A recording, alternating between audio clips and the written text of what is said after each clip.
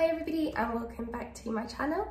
If you're new here, my name's Elle. I've just finished my undergraduate law degree at the University of Oxford and I've now just moved to London to begin my postgraduate law degree at University College London. Normally this channel focuses on access and admissions and helping students from underrepresented backgrounds get onto their dream law courses. However, I'm also really passionate just about law in general, hence why I'm doing a master's degree. And so I thought it would also be really interesting to start a series on this channel breaking down some legal cases, debates, and just questions that you might have. A quick disclaimer, I'm obviously a law student, I'm not a qualified lawyer, nothing in any of these videos is legal advice, and hopefully it's just to make it all make a little bit more sense to you. Second disclaimer, my voice is absolutely atrocious at the moment. I really wanted to film this video about a week ago when the case came out. However, I sat down, did my research, had it all ready to go to film at the beginning of this week, and then was struck with possibly the worst cold I've ever had, and today's the first day that I've had enough of a voice to actually try and film. So here we are. We'll see. I know I sound kind of gross, but sorry, hopefully the video makes up for it. Today we're going to be looking at the case of Elle and Tavistock, the judgment of which was handed down what is now about a week ago on the 17th of September 2021. I'm interested in this case for a couple of reasons. So first of all, I'm really into public law, and public law is all about what the state and entities of the state, so for example the NHS, can and can't do.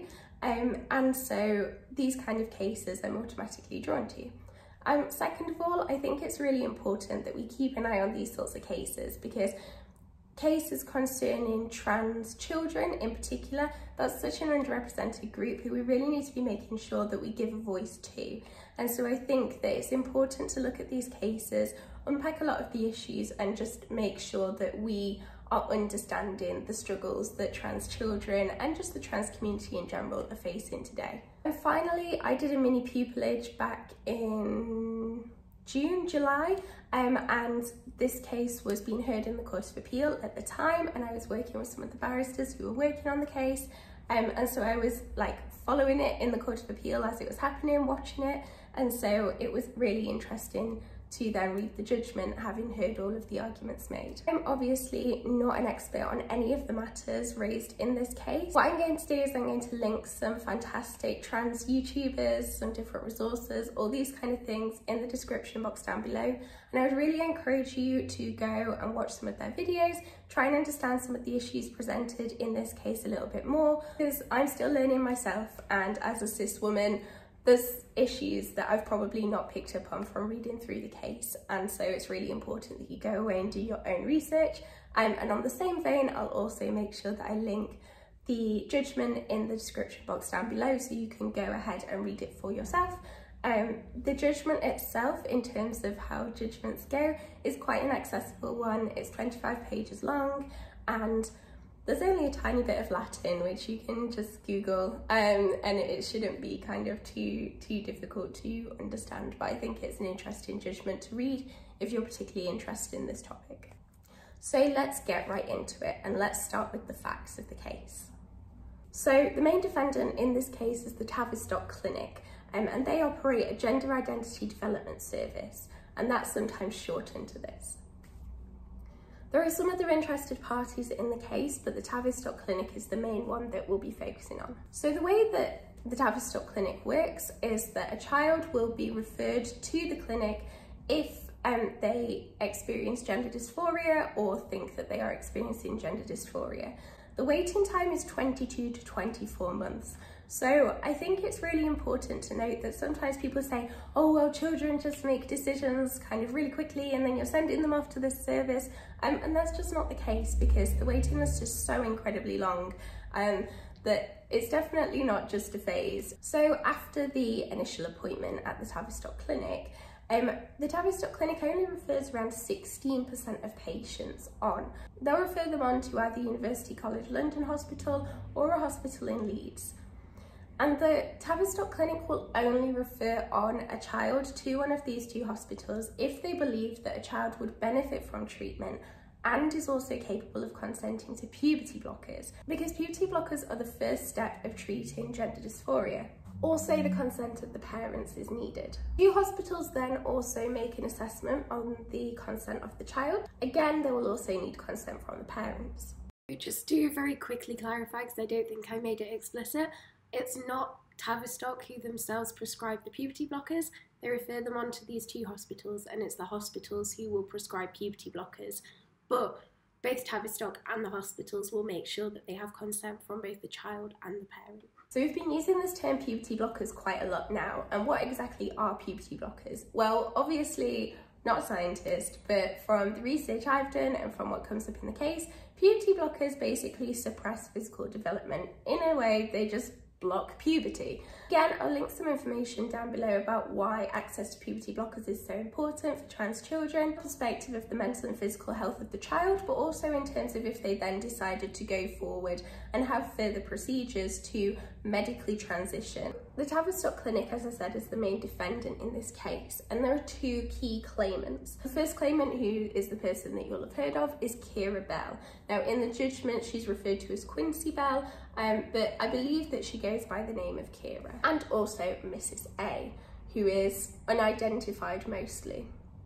So Kira Bell is a former patient of the Tavistock Clinic. She had puberty blockers as a 16-year-old, and then cross-sex hormones, and then she had female-to-male surgery. She then decided to terminate the treatment and regrets embarking on the transition. So in summary, when Miss Bell was 16 years old, she began transitioning from female to male.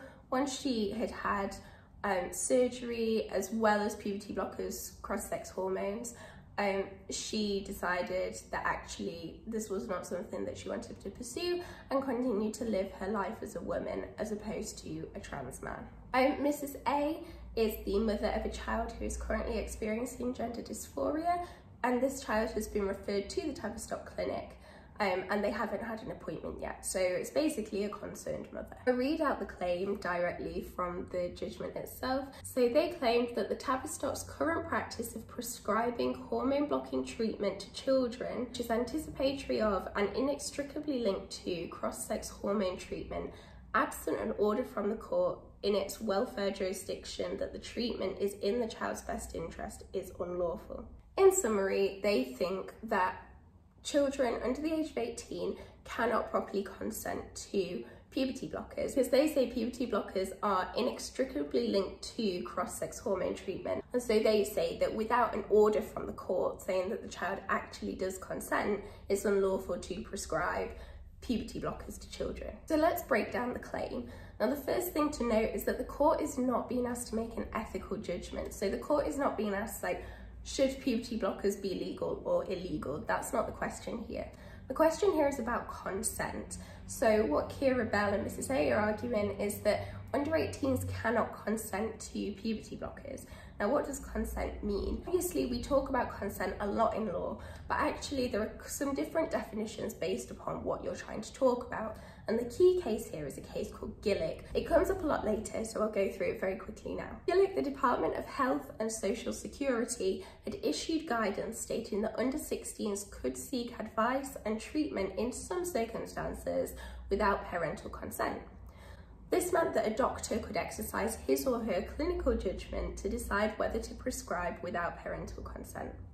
The claimant, who was a mother, wrote to the local health authority requesting assurance that her daughters would not be given contraceptive treatment or advice without her knowledge.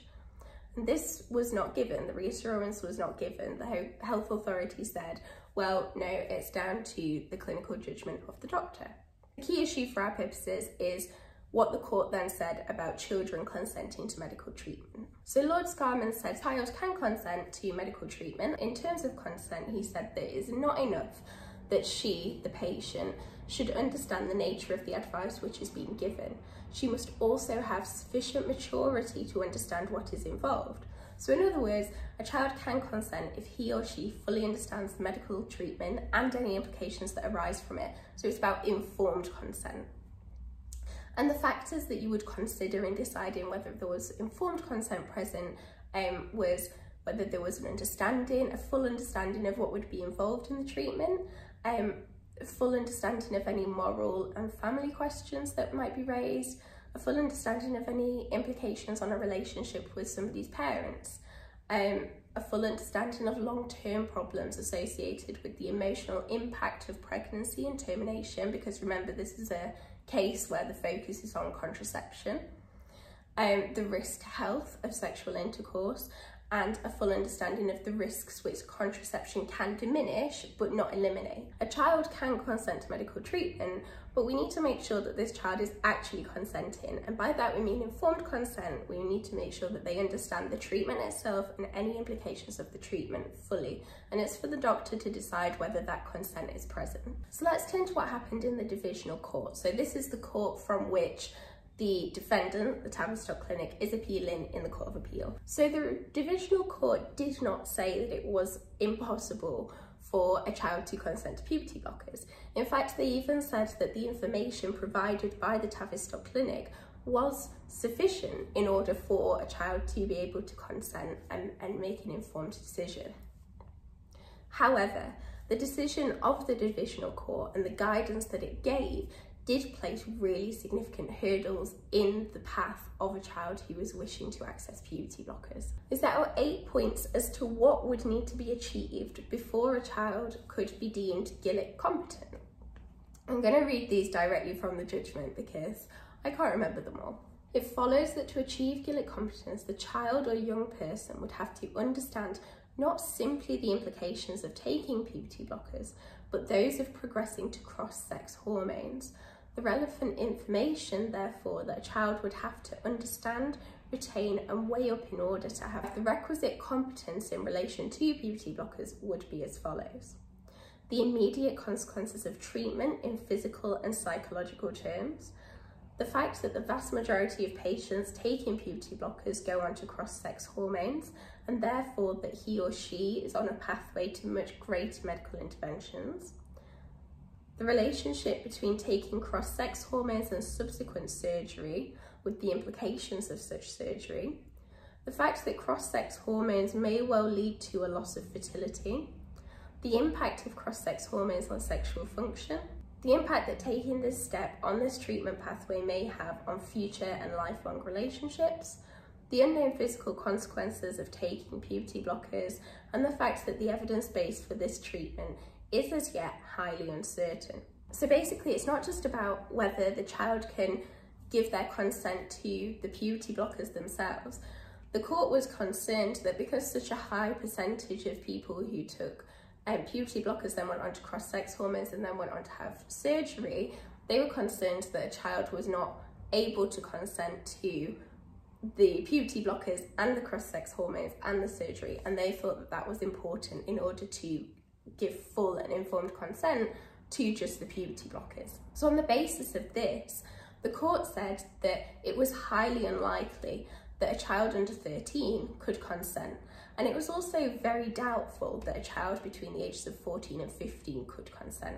And that meant that clinicians may well consider that it is not appropriate to move to treatment without the involvement of the court. So that means that basically, if you are under the age of 16 and want to access puberty blockers, which is, as we've said, the first step in treatment, in medical treatment for gender dysphoria, the doctors would probably want to get a court order in order to make sure that it was on record that the court believed that you were consenting to this treatment. And no one's going to be able to do that. I mean, I don't know how much you know about the court system, but that would be incredibly expensive. It would take a very long time, and it's just highly unlikely that doctors would do that. And even if they did, it's placing a huge hurdle in the way of a child who wants to access puberty blockers. But obviously, Kira Bell had put in an application to the court to say that it was children under the age of 18, so all children were not able to consent to puberty blockers.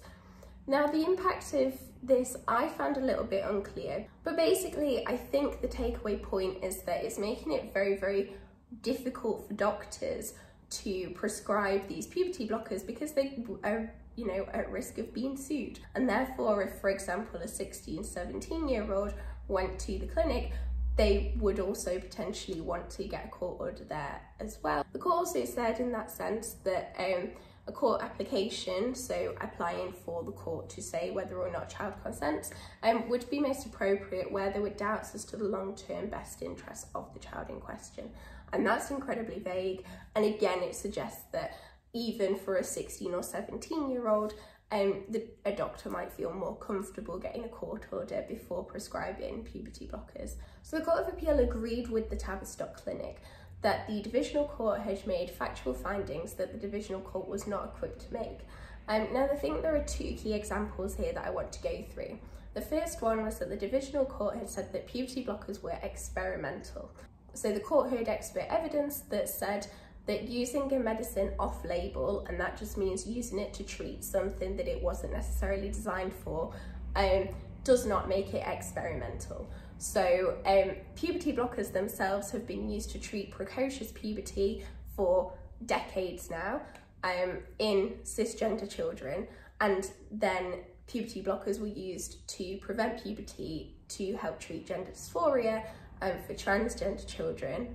And one of the concerns of the Divisional Court seems to be that because puberty blockers were not made to treat transgender children, that this treatment was experimental. I had a chat with my mum, who is a prescriber. She's a nurse and she's done her prescribing course.